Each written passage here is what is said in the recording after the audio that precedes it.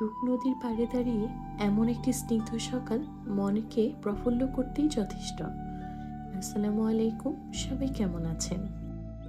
আজকের দিনটা অনেক সুন্দর, রোদ ঝলমলে দিন। ওই যে উঠোনে আমার মেয়ে খেলা করছে, আর আমার শাশুড়ি মা চাল গুঁড়ো করে এনেছে, চালের আটা দিয়ে পিঠে পুলি বানাবে। আমার শ্বশুরের বাড়িটা অনেক পুরনো।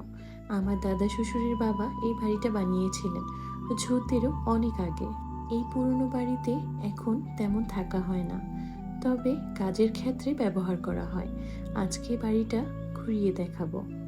কয়েকটা রুমে থাকা হয়, বাকি রুমগুলো ফাঁকাই পড়ে থাকে।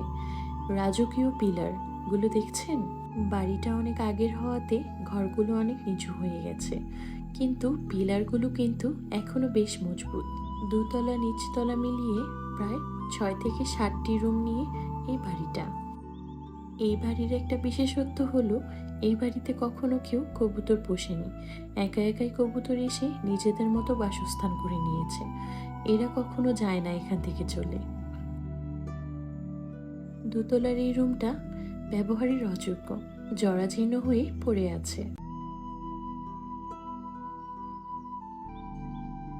এটা হলো দোতলায় ওঠা সিঁড়ি। দেয়ালে দেয়ালে নিখুঁত কারুকার্য আপনার চোখে পড়বে।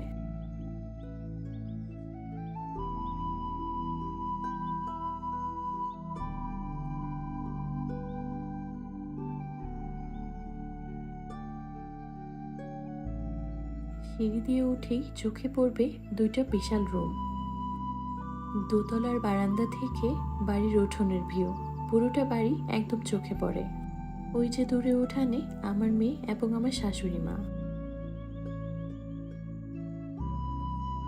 রুমগুলো একদম ফাঁকাও না, এগুলোকে গুদামঘর হিসেবে ব্যবহার করা হচ্ছে।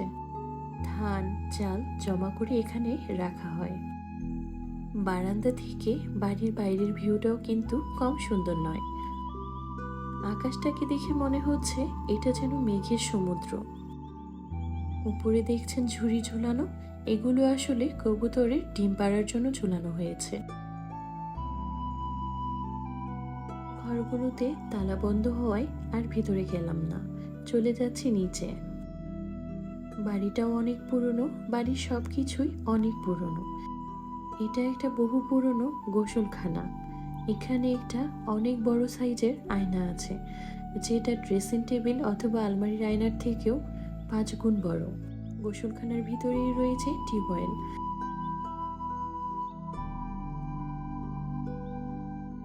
বাড়ির পেছনে রয়েছে ছোট একটা বাগান, আর সেখানে যাবার জন্য রয়েছে 2টা দরজা। এটা হলো একটা দরজা, আর ওই যে সামনে দেখছেন এটা হলো আরেকটা দরজা।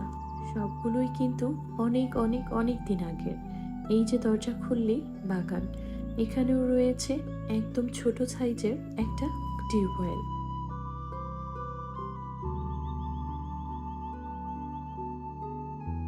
এই বাগানটাও কিন্তু বাড়ির ভিতরে। আমি কিন্তু এখনো বাড়ির বাইরে যাইনি। পুরো বাড়িটা একবার ঘুরলে আপনার মনে হবে ছোট একটা রাজপ্রাসাদ ঘুরছেন। উঠোনের পাশেই ধানের এই গোলাঘর। গোলাঘরের সামনেও কবুতর ডিম পাড়ার জন্য আছে এরকম খাঁচা ঝোলানো।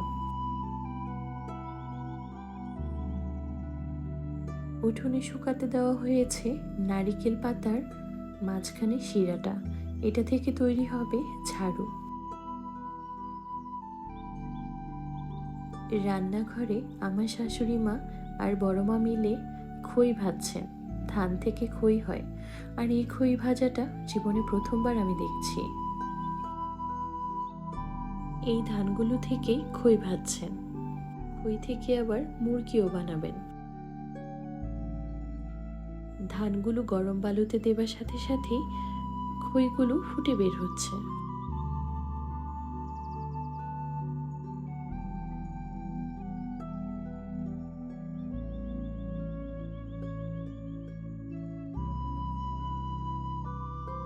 এই যে খই আর ধান মিলেমিশে আছে, এখন এই ধানগুলো খই থেকে বেছে বেছে আলাদা করতে হবে।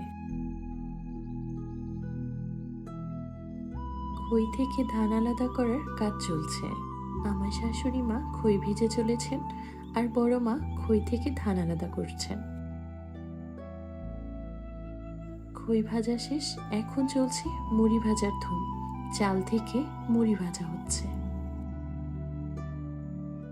এই যে চাল দেখছেন, এটা থেকেই মুড়ি ভাজা হচ্ছে। গরম বালুতে চালগুলো দিয়ে দিলেই সুন্দর ফুটে মুড়ি হয়ে যাচ্ছে।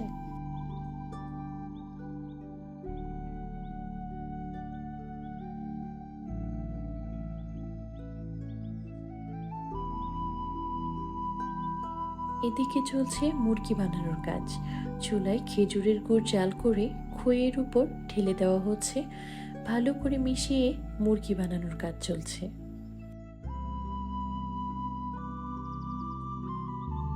খইয়ের উপর গরম গুড় ঢেলে দেওয়া হচ্ছে, আর সাথে সাথে খইয়ের সাথে সুন্দর করে মিশিয়ে তৈরি হচ্ছে মুরগি, খইয়ের থেকে তৈরি মুরগি।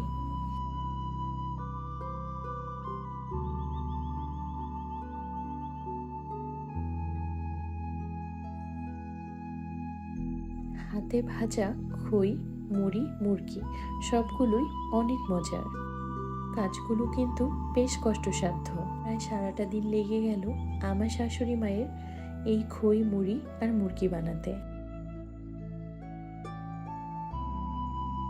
কেমন লেগেছে আজকের ভিডিওটা অবশ্যই কমেন্ট করে জানাতে ভুলবেন না। দেখা হচ্ছে পরের ভিডিওতে। সে পর্যন্ত সবাই ভালো থাকবেন। আল্লাহ হাফেজ।